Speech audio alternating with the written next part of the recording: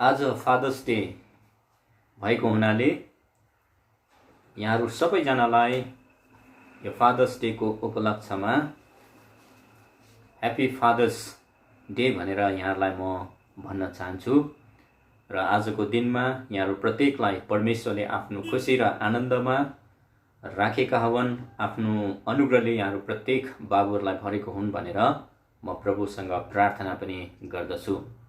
र यहाँहरू सबैजनालाई आजको यो फादर्स डेको सर्मनमा यस बेला म स्वागत जनाउन चाहन्छु। आज फादर्स डे भएको कारणले गर्दाखेरि आजको दिन बाबुहरूको निम्ति विशेष दिन रहेको छ। यस कारणले गर्दाखेरि बाबुहरूकै सन्दर्भमा एक दुईवटा कुराहरू म पहिलो तिमोथी 3 अध्यायको 1 देखि लिएर 7 पदबाट राख्न लागेको छु। त्यो वचनमा जानुभन्दा अगाडि हामी प्रभुको वचनलाई पढ्नेछौँ। पहिलो तिमोथी 3 अध्यायको 1 देखि लिएर 7 पदसम्म। यहाँ यसरी लेखेको छ, यो वचन विश्वासयोग्य छ। यदि कुनै मानिसले बिसपको काम गर्न खोज्छन् भने तिनले असलै कामको इच्छा गर्छन्। यसकारण बिसप हुने निर्दोष, एउटै स्त्रीका पति, परहेजी, आत्मसंयमी, सुशील, अतिथि सत्कार गर्ने, सिकाउनमा सिपालु, झगडा नगर्ने, मारपिट नगर्ने, तर भला विरोध नगर्ने, रुपियाँ पैसाको लोभ नगर्ने, आफ्नो घर राम्ररी चलाउन सक्ने, आफ्ना छोराछोरीलाई अधीनमा ल्याउने।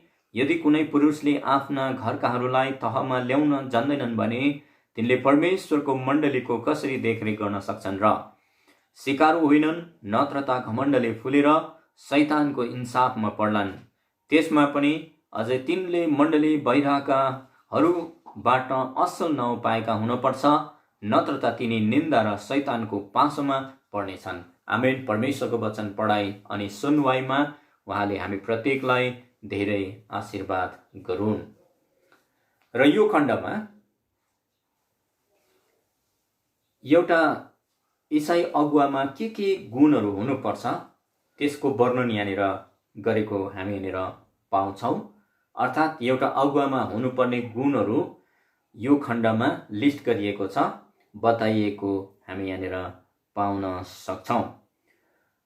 यद्यपि जुन यो कुराहरू छ यो चाहिँ खालि इसाई अगुवाहरूको जीवनमा मात्र नभएर प्रत्येक प्रभुका जन्ममा पनि यो उत्तिकै आवश्यक कुरा हामी पाउन सक्छौँ।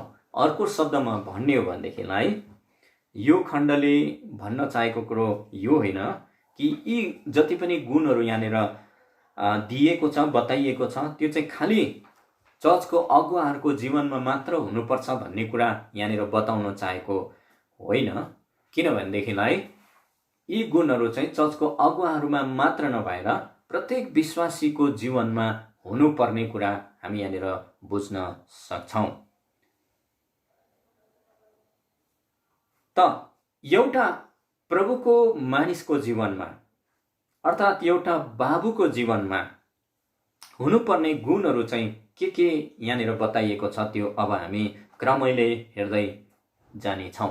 अर्को शब्दमा भन्नु भनेदेखिलाई परमेश्वरको मान्छे चाहिँ कस्तो हुनुपर्छ त्यो कुरा यो खण्डमा हामी बताएको पाउन सक्छौँ। पहिलो कुरो चाहिँ यो खण्डले बताउँदछ कि परमेश्वरको मानिस चाहिँ एउटा इमानदार पति हुनुपर्छ भन्ने कुरो यहाँनिर बताएको हामी यहाँनिर पाउँछौँ। 3:2 यसरी लेखेको छ, यसकारण बिसप हुने निर्दोष, एउटै स्त्रीका पति, परहेजी, आत्मसंयमी, सुशील, अतिथि सत्कार गर्ने, सिकाउनमा सिपालु। यो सबै कुराहरू म डिल गर्दिनँ, तर खालि यहाँनिर एउटै शब्द मात्र म टिप्दैछु। यहाँनिर भन्दछ बिसप हुन चाहने चाहिँ कस्तो हुनुपर्छ, एउटै स्त्रीको पति हुनुपर्छ भनेर यहाँनिर भन्दछ।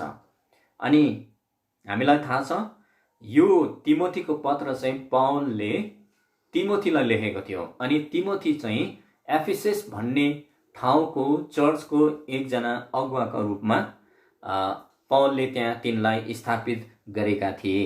अनि त्यो एफिसस भन्ने ठाउँमा चाहिँ यौन सम्बन्धका पापहरू चाहिँ एकदमै बेसी त्यहाँनिर थियो।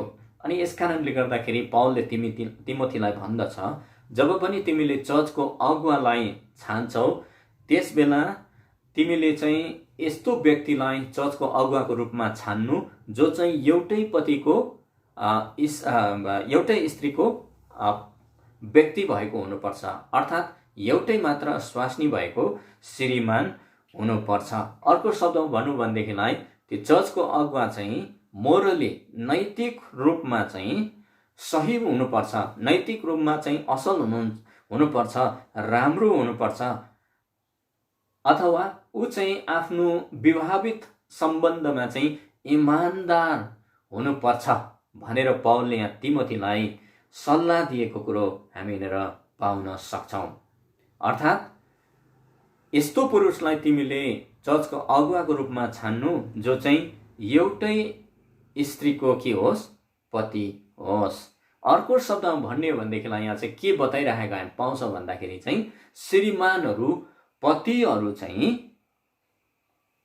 आफ्नो श्रीमतीप्रति वफादार हुनुपर्छ, आफ्नो हृदयमा, आफ्नो मनमा आफ्नो श्रीमतीप्रति ऊ चाहिँ इमान्दार हुनुपर्छ भन्ने कुरो यहाँनिर बताएको हामी यहाँनिर पाउन सक्छौँ।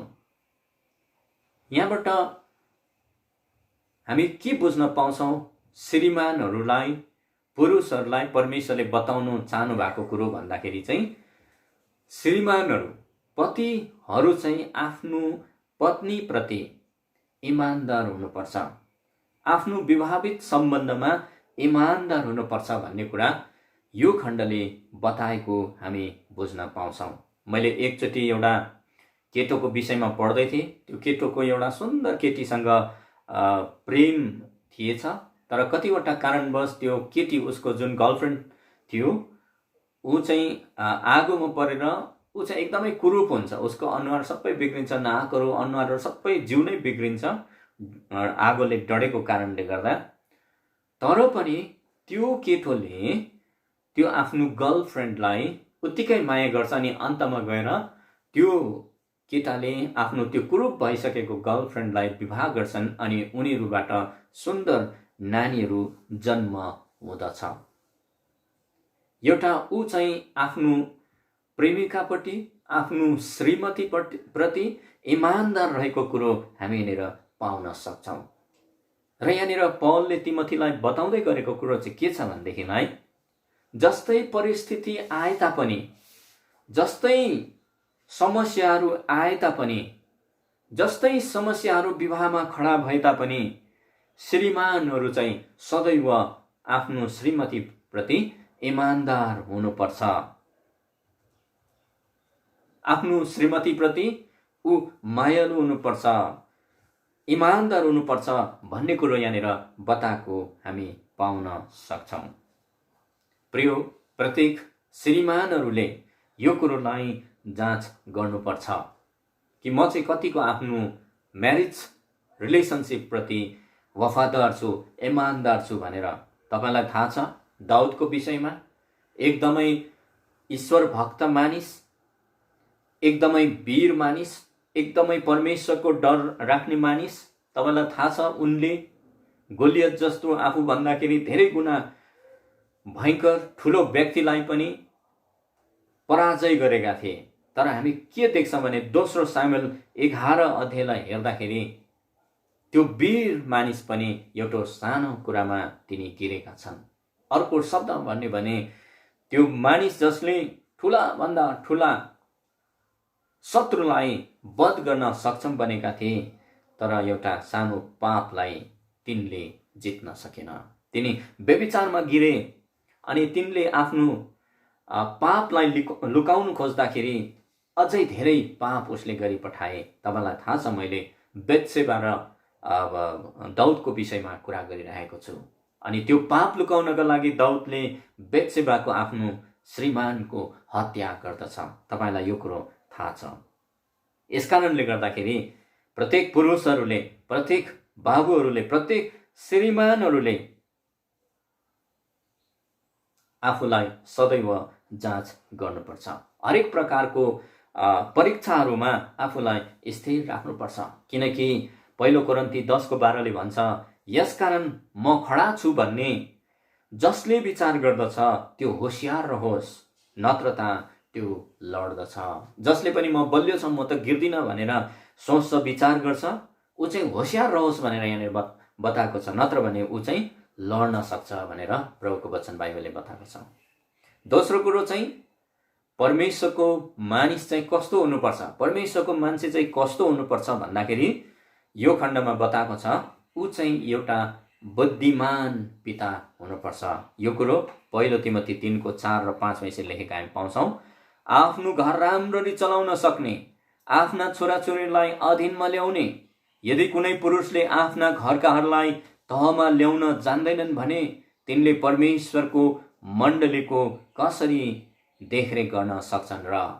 यहाँनिर भन्दछ कि अगुवा हुने व्यक्तिहरूले चाहिँ आफ्नो घरलाई राम्ररी चलाउन सक्नुपर्छ, आफ्नो घरलाई राम्ररी रेखदेख गर्न सक्नुपर्छ, आफ्नो नानीहरूलाई कन्ट्रोलमा राम्ररी राख्न सक्नुपर्छ भनेर यहाँ बताएको हामी पाउँछौँ।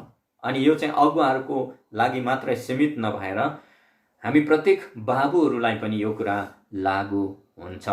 प्रत्येक बाबुहरूले आफ्नो परिवारलाई, आफ्नो घरलाई राम्ररी हेर्नु सक्नुपर्ने कुरा हामी हेरेर पाउन सक्छौँ। हेर्नुहोस्, बाबुहरूको जिम्मेदारी के छ, प्यारेन्ट्सको जिम्मेदारी के छ? धेरैचोटि हाम्रो नानीहरूलाई संसारको जति पनि पापमय प्रभावहरू छ त्यसबाट हामी सुरक्षित राख्न खोज्छौँ। त्यो नराम्रो होइन, राम्रो हो। तर हाम्रो जिम्मेवारी, बाउ आमाको जिम्मेवारी, हामी बाबुहरूको जिम्मेवारी चाहिँ केवल हाम्रो नानीहरूलाई पापदेखि आइसोलेट गरेर राख्नु। जसरी अहिले कोभिडको प्रकोपमा परेकाहरूलाई आइसोलेट गरेर राखिने गरिएको छ, त्यसरी नै नानीहरूलाई पापको प्रभावबाट अलग राख्नु मात्र हाम्रो जिम्मेदारी होइन, तर हामीले हाम्रो नानीहरूलाई के चाहिँ सही हो, के चाहिँ दुष्ट हो, त्यो पनि छान्न सहायता गर्नुपर्छ। अनि हाम्रा नानीहरूलाई प्रेम र जुन भलो कुरा छ त्यसलाई पछ्याउन सहायता गर्नुपर्छ। यो कुरो चाहिँ भजन सङ्ग्रह 34:14 अनि 2 तिमोथी 2:22 त्यहाँ बताएको हामी हेरेर पाउँछौँ। तर यो सबै कुरा हुँदाहुँदै पनि प्रभुको वचनलाई पनि हामीले ध्यान गर्नुपर्ने हुन्छ। तपाईँले 2 इतिहास 29 हेर्नुभयो भने त्यहाँ के पाउनुहुन्छ भन्दाखेरि हिजकिया जस्तो एउटा धर्मी राजा तपाईँले त्यहाँनिर पाउन सक्नुहुन्छ, जसले परमेश्वरको डर राख्थ्यो, जसले परमेश्वरको भय राख्थ्यो। तर ऊ पछाडि उसको छोरा मनसे यहुदाको राजा हुन्छ। त्यो चाहिँ 2 इतिहास 33 तपाईँले पाउन सक्नुहुन्छ। मनसे, हिजकियाकै छोरो मनसे, तर मनसे चाहिँ यति साह्रो खराब राजा हुन्छ। ऊ परमेश्वरको बाटोमा नहिँड्ने, परमेश्वरको आज्ञालाई उल्लङ्घन गर्ने, हर प्रकारको पाप र अपराधमा गिर्ने मनसे। अनि यसरी नै तपाईँले हेर्नुभयो भने 2 इतिहास 33:21 पढ्नुभयो भने तपाईँले त्यहाँ राजा अम्मोनको विषयमा तपाईँले हेर्नु सक्नुहुन्छ, जो चाहिँ एकदमै खराबभन्दा खराब राजा थियो यहुदाको। तर पछाडि उसको छोरो योसिया राजा हुन्छ। फेरि योसिया चाहिँ कस्तो छ, फेरि एकदमै आफ्नो बाबुको विपरीत धर्मी, परमेश्वरको एकदमै डर मान्ने, परमेश्वरको भय मान्ने राजा, एकदम धर्मी राजाको रूपमा हामी देख्न सक्छौँ। र मैले यहाँनिर भन्न चाहेको कुरो चाहिँ के छ भन्दाखेरि हाम्रो जति पनि पर्फर्मेन्स छ, हाम्रो बाबुआमाको पर्फर्मेन्स चाहिँ नानीहरूको के भनौँ भनेदेखिलाई विश्वासको ग्यारेन्टी होइन। बाउआमा राम्रो छ भने नानीहरू राम्रै हुन्छ भन्ने कुरा होइन, बाउआमा नराम्रो छ भने नानीहरू नराम्रै हुन्छ भन्ने कुराहरू होइन। हामीले गर्नुपर्ने, बाबुआमाले गर्नुपर्ने कुरा जुन कुराहरू छ त्यो बाबुआमाले गर्ने, अनि अल्टिमेट रिजल्ट चाहिँ प्रभुको हातमा समर्पण गर्ने, प्रभुको हातमा जिम्मा दिने बाबुआमाको कर्तव्य हो। यो भन्दै गर्दाखेरि मलाई एकजना स्टुडेन्टको याद आउँछ। त्यो स्टुडेन्टलाई उसको टिचरले भन्दछ, तैँले त जीवनमा के गर्न सक्छस् र? तेरो दाजु पनि एकदम नम्बर 1 को स्कुलमा बदमास थियो, क्लासै नजाने, फेल भयो, त उसकै भाइ त होस् नि भनेर उसको टिचरले त्यो स्टुडेन्टलाई भन्यो। तर पछाडिबाट त्यो स्टुडेन्टले स्कुलमा सबभन्दा बेसी अङ्क ल्याएर पास गर्यो अनि ऊ अहिले राम्रो काम गरिरहेको छ। मैले यहाँनिर भन्न चाहेको कुरो चाहिँ के हो भनेदेखिलाई बाउ आमाको पर्फर्मेन्सले नानीहरूको जीवनमा असल ल्याउँछ भन्ने कुरा होइन। अनि नानीहरू बाउ आमा खराब भयो भने नानीहरू पनि खराब हुन्छ भन्ने कुराहरू होइन। यो सबै कुरा चाहिँ परमेश्वरको हातमा छ। तर हामीले गर्नुपर्ने जिम्मेवारी जो छ हामीले त्यो जिम्मेवारीलाई चाहिँ बाबुआमा भएको नाताले पुरा गर्नुपर्छ अनि रिजल्ट चाहिँ हामीले प्रभुको हातमा सुम्पिदिनु पर्दछ।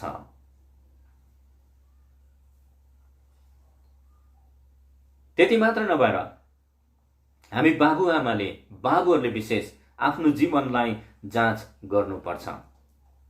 यही कुरो पहिलो तिमोथी 4:16 पौलले तिमोथीलाई भन्छ, तिमी आफ्नो विषयमा चाहिँ होशियार रहो भनेर भनेको छ। किनभने मानिसहरूले विशेष रूपले हाम्रा नानीहरूले हाम्रो जीवनलाई हेरिरहेका हुन्छन् अनि हाम्रो जीवनलाई अनुसरण गरिरहेको हुन्छ। अनि मलाई पौलको पहिलो पत्र कोरिन्थीलाई 11:1 पढ्दाखेरि एकदमै च्यालेन्जिङ लाग्छ। त्यहाँनिर पौलले कोरिन्थीका मण्डलीलाई यसरी भनेको हामी पाउँछौँ। एकदमै च्यालेन्जिङ कुरा तिनले यहाँनिर गरेको छ। पहिलो कोरिन्थी 11:1 म ख्रिस्टमा भए चाहिँ तिमीहरू पनि मेरो देखासिखी गर्ने हवा।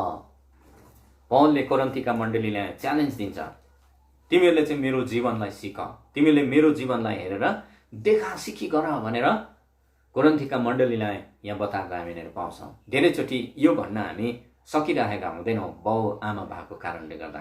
तर यहाँ पौलले हामीलाई एउटा उदाहरण देखाएको छ, उदाहरण प्रस्तुत गरेको छ कि तिनले भन्छ कि तिमीहरू चाहिँ मेरा देखासेखी गर, तिमीले मैले जे गर्दैछु तिमीहरूले पनि त्यो गर भनेर पौलले कोरिन्थीका मण्डलीलाई बताएको कुरो हामी यहाँनिर पाउँदछौँ। त म एउटा बाबु भएको कारणले गर्दाखेरि, म एउटा ईश्वरको मान्छे भएको कारणले गर्दा के मैले मेरा बाबुले गर्ने जिम्मेवारीहरू इमान्दारपूर्वक मैले पुरा गर्दैछु? यो हामीले सोध्नुपर्ने कुरा छ आफैलाई।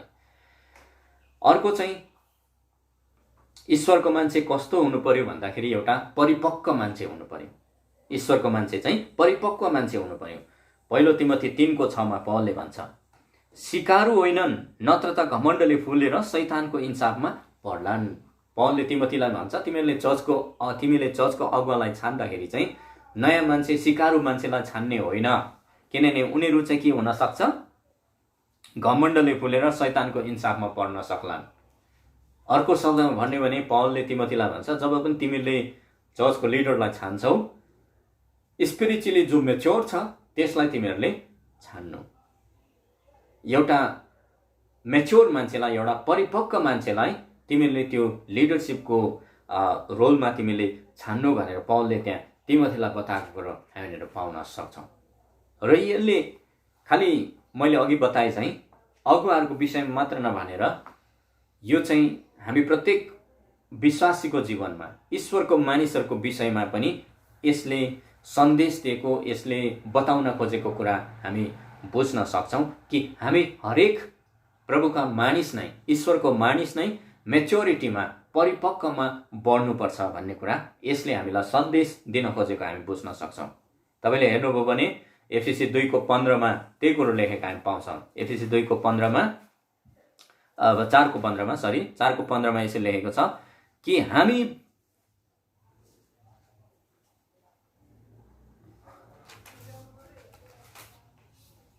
तर प्रेममा सत्य बोलेर हामी सबै कुरामा उहाँसम्मै अर्थात् ख्रिस्टसम्मै बढ्दै जाउँ जो शिर हुनुहुन्छ। पौलले यहाँनिर भन्छ एफिसीका मण्डलीलाई, तर प्रेममा सत्य बोलेर हामी सबै कुरामा उहाँसम्मै अर्थात् ख्रिस्टसम्मै बढ्दै जाउँ भनेर भन्दछ। ख्रिस्टसम्मै बढ्दै जाने कुरा, ख्रिस्टसम्मै परिपक्व हुँदै जाने कुरा, अर्थात् मेच्योर हुँदै जाने कुरा, स्पिरिचुअली मेच्योर हुँदै जाने कुरा पौलले यहाँनिर एफिसीका मण्डलीलाई सल्लाह दिएको, सुझाव दिएको कुरो हामी यहाँनिर पाउन सक्छौँ। ख्रिस्ट जस्तै बन्दै जाने कुरा यहाँनिर बताएका हामी पाउँछौँ। अर्थात् ख्रिस्ट जस्तै सोच्ने, ख्रिस्ट जस्तै बोल्ने, ख्रिस्ट जस्तै व्यवहार गर्ने, ख्रिस्ट जस्तै हिँड्ने प्रभुको वचन बाइबलले ईश्वरको मानिसको जीवनबाट माग गरेको हामी यहाँनिर बुझ्न सक्छौँ।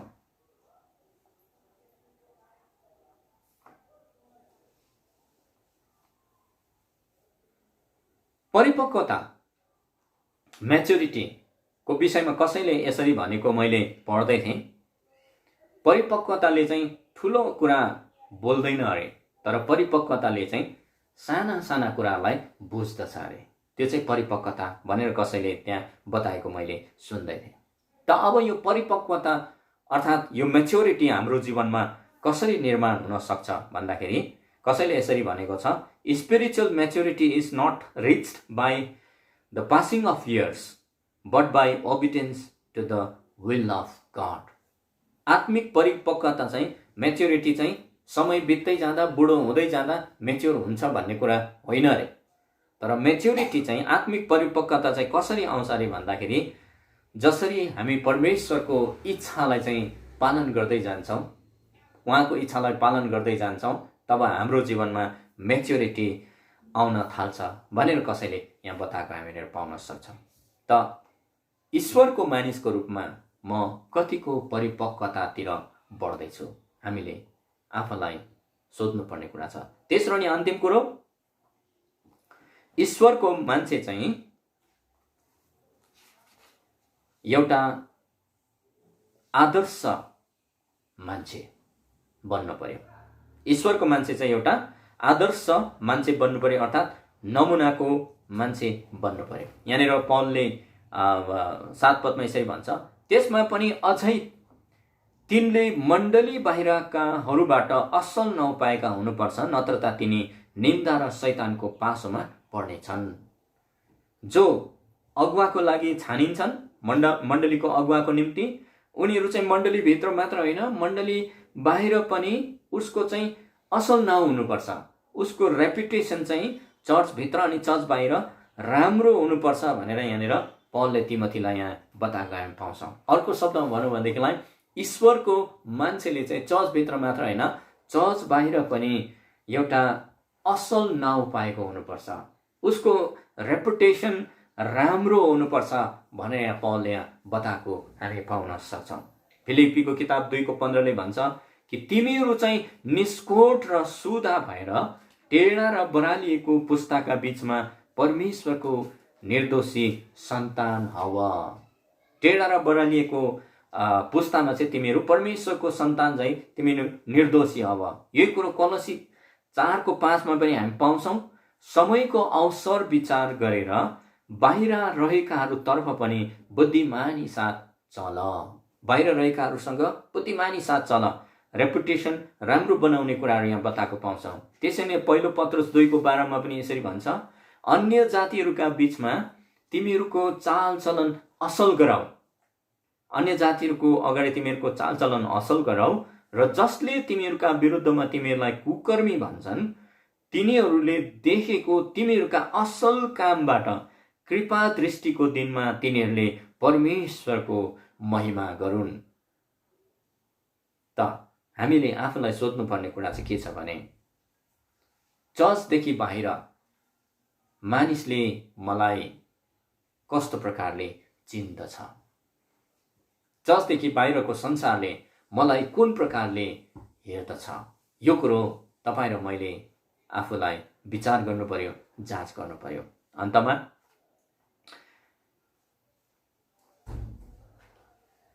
के तपाईँ परमेश्वरको मानिस हुनको लागि आफूलाई समर्पण गर्नको लागि तयार हुनुहुन्छ? एउटा इमानदार पति बनेर, एउटा बुद्धिमानी पिता बनेर, एउटा परिपक्व ईश्वरको मानिस बनेर, अनि एउटा आदर्श ईश्वरको मानिस बनेर। परमेश्वरले हामी सबैलाई आशीर्वाद गरौँ।